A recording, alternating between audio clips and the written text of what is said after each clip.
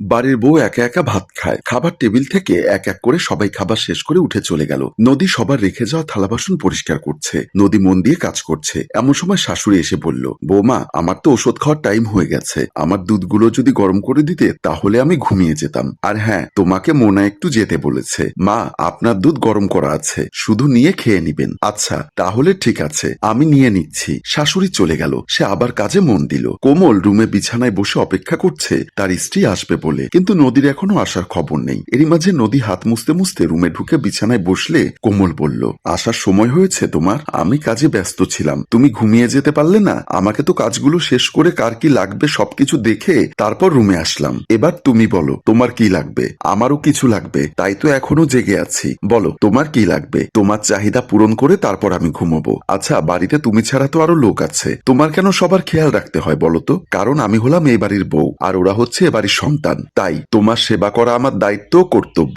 এখন বলো, তোমার কি করা লাগবে? সারাটা দিন তুমিই তো করেছো, তোমার সেবা যত্ন করার অধিকার নেই? বলো, তোমার কি সেবা দরকার? আমার কোনো সেবা যত্ন করার দরকার নেই। তোমার কি লাগবে বলো আমাকে। লাগবে তো, এত উতলা হওয়ার কি আছে? এসেছো, একটু বিশ্রাম করো, তারপর যা করার করব। তোমার মতলব আমি বুঝে গেছি। প্রতিদিন কি তোমার ওসব করতে মন চায়? ওসব তো আর এমনি এমনি করি না, মন চায় তাই করি। তোমার মনকে শক্ত করে বেঁধে রাখতে পারো না, যেন বারবার উতলা না হয়। কোমল নদীকে টান দিয়ে বুকে ফেলে আদর করতে থাকে। সকালবেলা সবাই নাস্তা সেরে নিয়েছে। রাইখান এসে বলল, বৌমা, আমার চশমাটা নিয়ে এসো তো, আমি বাহিরে যাব।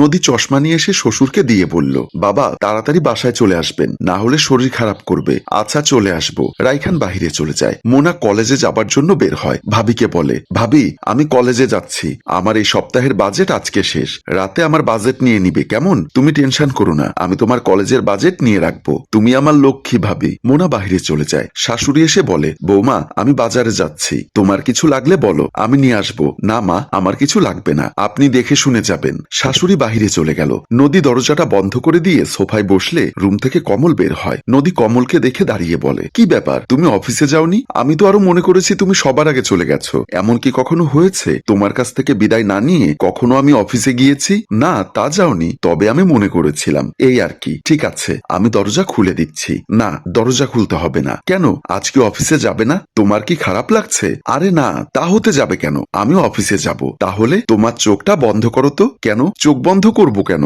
বন্ধ করতে বলেছি, বন্ধ করো না। এই চোখ বন্ধ করলাম। কমল নদীর কপালে একটা চুমু দিয়ে চলে যায়। নদী বলে, আমাকে চুমু দেওয়ার জন্য কি চোখ বন্ধ করতে হবে? নদী ভেতরে চলে যায়। নদী কিচেনে কাজ করছে, কারণ সবাই যে যার কাজে চলে গেছে। পাশে রাখা একটি প্লেট থেকে নাস্তা একটু একটু করে মুখে দিচ্ছে, কারণ সবাইকে সামাল দিতে গিয়ে নদী সকালের নাস্তা খাবার সময় পায়নি, তাই কাজের ফাঁকে সে নাস্তা করে নিচ্ছে। কোমল অফিসে বসে আছে, কিছু ফাইল চেক করছে। কোমল মোবাইলটা বের করে নদীকে ফোন করে, কিন্তু নদী ফোন রিসিভ করেনি। কোমল ভাবছে হয়তো কাজের চাপে আছে, তাই হয়তো মোবাইল রিসিভ করতে পারেনি, বা মোবাইল হাতের কাছে নেই। কোমল আবার কাজে মন দেয়। বাসার সবাই দুপুরের খাবার শেষ করে চলে গেছে। নদী ডাইনিং টেবিলে বসে ভাত খাচ্ছে। এমন সময় কোমল এসে টেবিলে বসে। নদী কোমলকে দেখে বলে, তুমি এ সময় তো এসো না, আজ চলে আসলে যে? তোমার শরীর খারাপ হয়েছে বুঝি? তুমি এত টেনশন করো না তো, আমি খেয়ে এসেছি। তুমি কি খাচ্ছ এত সময় ধরে? কেন, দেখছো না আমি ভাত খাচ্ছি? এখন 3:30। তুমি কোন বেলার ভাত খাচ্ছ? কেন, দুপুর বেলার খাবার খাচ্ছি। এটা কি তরকারি দিয়ে ভাত খাচ্ছ? এইখানে তো কোনো তরকারি নেই। মা, বাবা, কোথায় তোমরা? এদিকে এসো তো। ছেলের ডাক শুনে বাবা ওরা এসে বলল, কি রে বাবা, ডাকলি কেন? দেখো তো তোমাদের বউ কি করছে। কেন, বৌমা ভাত খাচ্ছে। কি দিয়ে ভাত খাচ্ছে? একটা মুরগির পা আর কিছু তরকারির ঝুটা সামান্য ঝোল দিয়ে। বৌমা, বাসায় কি তরকারি নেই? মাছ মাংস নেই? সব আছে বাবা, তাই বলে কি আমি সব খেয়ে ফেলবো? ও সব ফ্রিজে রাখা আছে রাতের জন্য। তুমি তাহলে আমাদের আগে খাওনি? তোমরা এই বাসার মুরব্বী, তোমাদের না খাইয়ে আমি কি করে খাই বলো তো? বাবা, মা, বাসার সবাইকে খাওয়ানোর পর যে তরকারি বেঁচে যায় তা দিয়ে সে খেয়ে নেয়। তোমরা তা কেউই দেখো না। আজ আমি এসেছি বলে আমার চোখে ধরা পড়েছে। এই সব ঠিক না। তুমি তো এ বাসায় সারাটা দিন খাটাখাটনি করে সবকিছু রেডি করবে, তুমি আমাদের ভালো মন্দ খেতে দিবে, আর তুমি খাবে না, তা কি হয়? বৌমা, আজ থেকে তুমি আমাদের সাথে বসে খাবে, তারপর বাকি কাজ করবে, এ আমার আদেশ। সম্মানিত দর্শক, সমাজের প্রত্যেকটি ঘরে ঘরে যদি এই পরিবারের মতো মিলবন্ধন থাকে, তাহলে সমাজে দরজাল শাশুড়ি আর দরজাল বউয়ের উপাধি নামটা